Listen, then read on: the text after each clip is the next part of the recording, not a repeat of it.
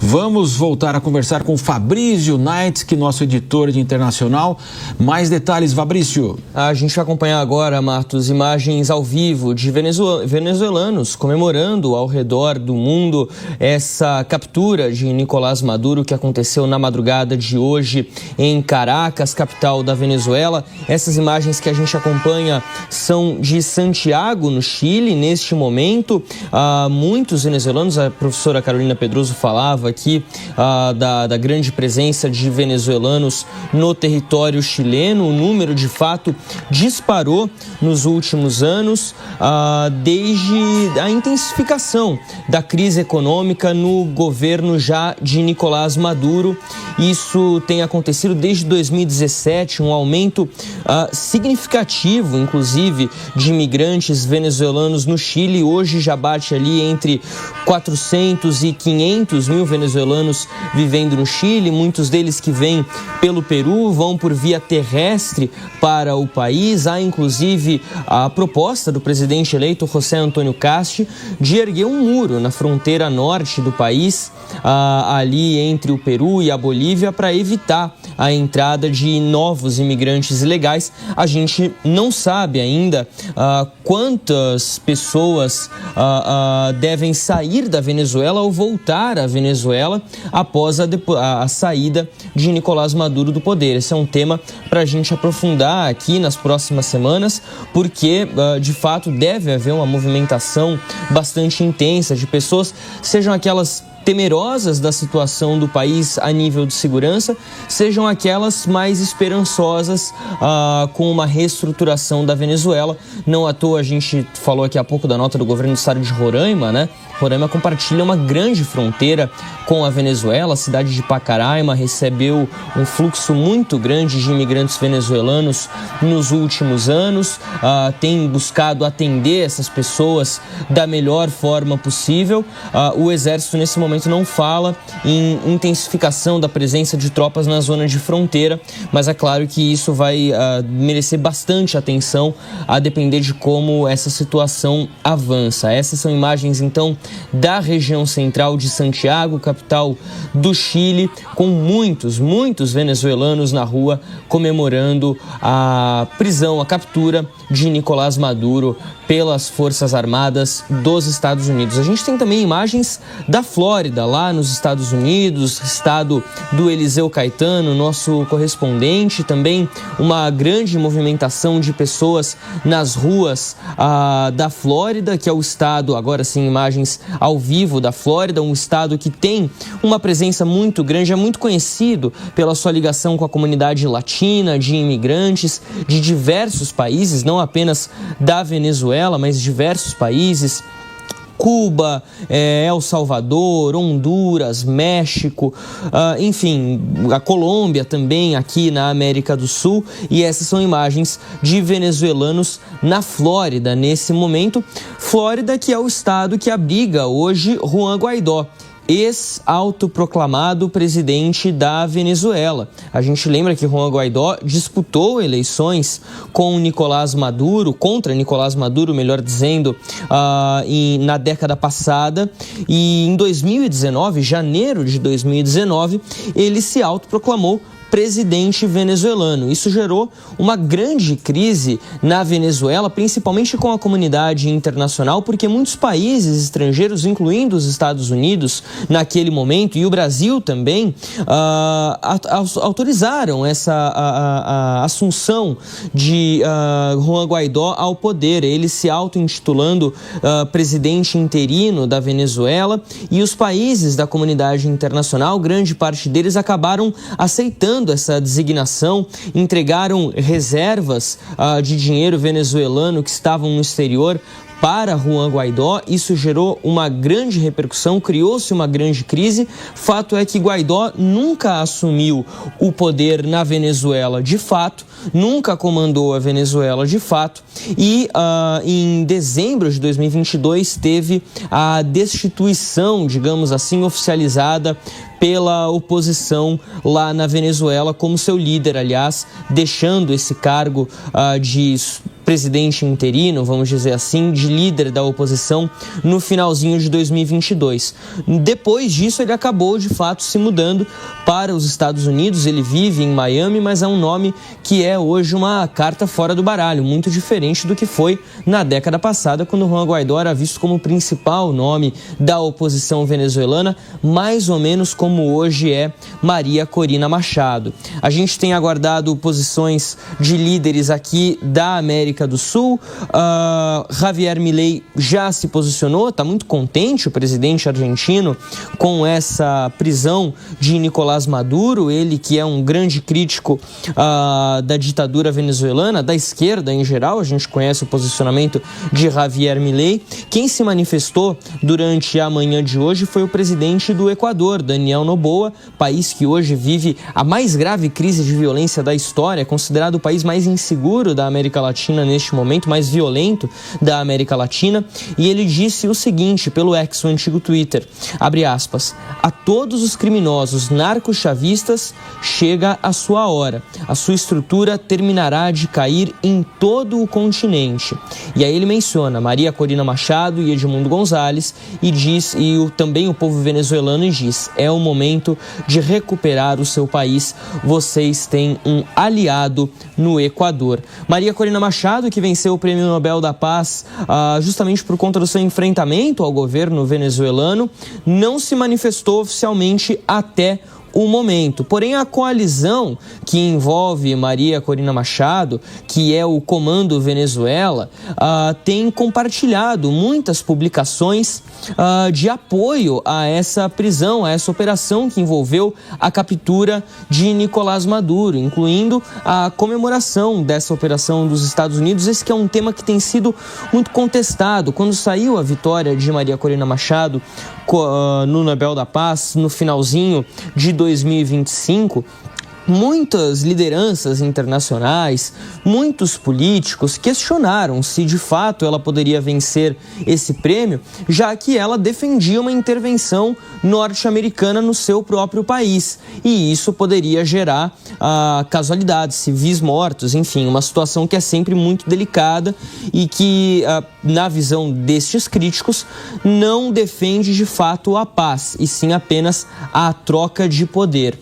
Ela ainda não se manifestou. Edmundo Gonzalez, candidato à presidência da Venezuela em 2025, também não se manifestou até o momento. A gente aguarda essas manifestações, até porque há dúvidas do que irá acontecer com o governo venezuelano daqui para frente. Se a vice-presidente vai permanecer no cargo, e essa que é a grande questão, Delcy Rodrigues, porque o governo venezuelano tem dito que vai resistir, o exército tem dito que vai resistir, mas não se sabe então se os Estados Unidos vão prosseguir com operações até a retirada de toda a estrutura chavista, ou se, e aí colocariam no governo, por exemplo, Maria Corina Machado ou algum líder da oposição, ou o que de fato vai acontecer, se vai haver a convocação de eleições. É um cenário de bastante dúvida nesse momento, apesar de toda a comemoração de venezuelanos ao redor do mundo. Essas imagens que nós acompanhamos agora ao vivo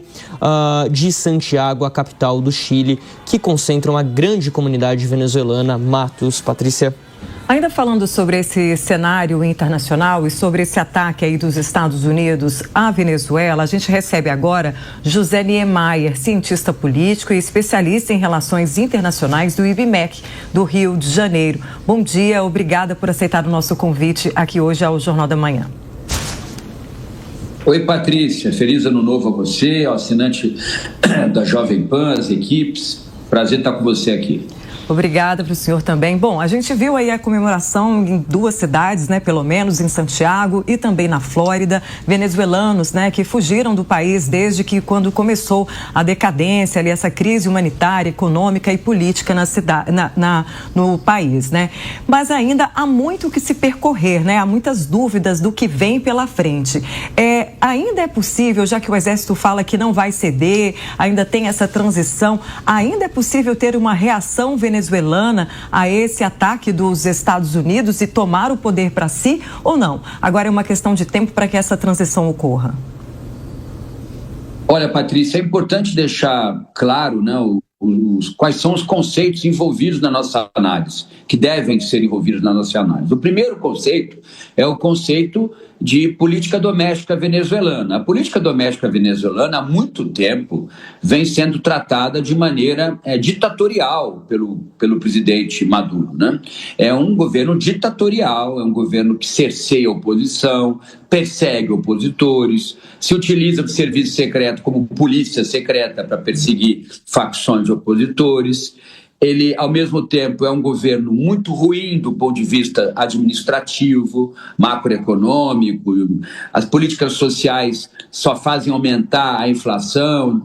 O salário mínimo na Venezuela é $5. Quer dizer, a economia está em frangalhos na Venezuela. Então, do ponto de vista interno, é um governo muito fraco, o governo de Maduro, né? Muito fraco e ditatorial. É um governo antidemocrático, fraudou as últimas eleições. Há quase uma certeza da fraude nas eleições.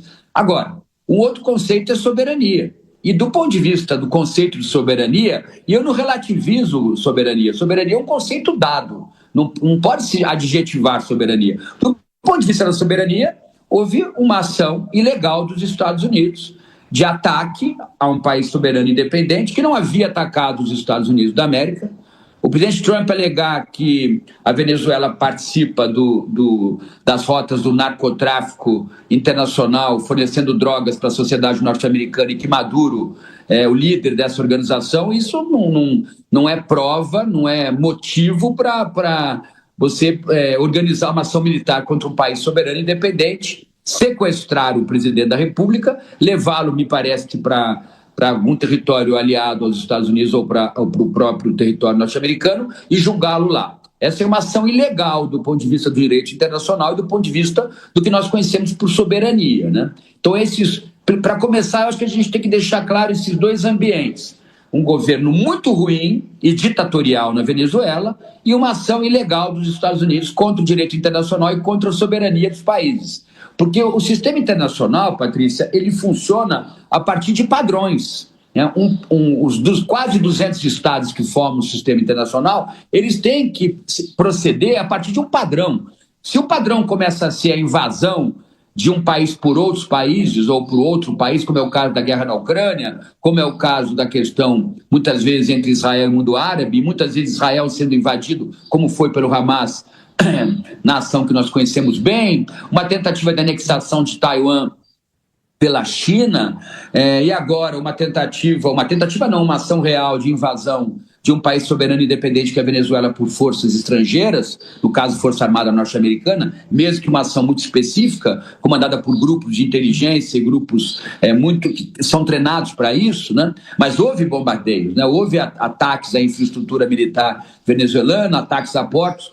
Então, isso você começa a questionar o conceito de soberania, aí nós partimos para o que nós chamamos de um contexto de anarquia do sistema internacional, que é muito grave para todos os países, inclusive para o Brasil. Bom dia, professor. É aquela história, né? Quem pode mais chora menos. Então começa a ver, como o senhor falou, a sequência Rússia, Ucrânia, agora Estados Unidos e a Venezuela. E agora, professor, eu queria que o senhor analisasse toda essa máquina ditatorial que foi criada. Claro que a gente observa que muitas pessoas estão comemorando a saída do ditador, como o senhor colocou, né? É um atentado à soberania, evidentemente, do país. Mas, de qualquer forma, toda essa alegria, professor, a gente imagina que ao longo dessas décadas nós tivemos aí uma máquina que aumentou o número de ministros no Supremo Tribunal Federal. Maduro tinha todo o apoio da justiça, a questão também, ele promoveu muitos generais jovens, então ele tinha um controle também militar, quer dizer, e a economia, uma total desindustrialização, é um pós aí muito difícil também, né, professor? Muito difícil, porque você pode ter um descontrole na política interna venezuelana. Os grupos, as facções que formam oposição a Maduro podem se posicionar agora, nesse momento, forçando um processo, por exemplo, de novas eleições. O governo, desde Chávez, passando por Maduro, é um governo que conta com mais ou menos 1 milhão de milicianos armados que fazem tudo aquilo que o governo de Maduro ordena, é um Estado policial, os policial e militar, os militares dominam a máquina pública na Venezuela. Então você pode ter sim, a partir de uma posição mais radical da oposição em buscar uma mudança mais profunda na política venezuelana, você pode ter um processo de guerra civil, você pode ter um processo de confrontação entre aqueles que são aliados a Maduro e os membros da oposição. Me preocupa muito, tanto que essas cenas que vocês estão passando, se não estou enganado, vocês mencionaram, é no Chile, né? Isso não é na Venezuela, porque acho que se isso estivesse ocorrendo na Venezuela neste momento, os grupos pró-Maduro já estariam posicionados confrontando essas pessoas. Vocês mencionaram aqui, essas cenas são do Chile, não é isso? É isso mesmo, professor. Essas cenas são de Santiago, no Chile. A gente também mostrou algumas nos Estados Unidos e, inclusive, as informações que a gente tem é que em Caracas não tem esse tipo de comemoração e as pessoas têm receio, inclusive, né, de colocarem ali nas redes sociais ou qualquer coisa para não receber retaliação ainda neste momento. José Niemeyer, cientista político e especialista em relações internacionais, eu agradeço a sua participação aqui no Jornal da Manhã. Tenha um bom dia. Eu que agradeço, Patrícia. Um abraço a vocês e o assinante da Jovem Pan.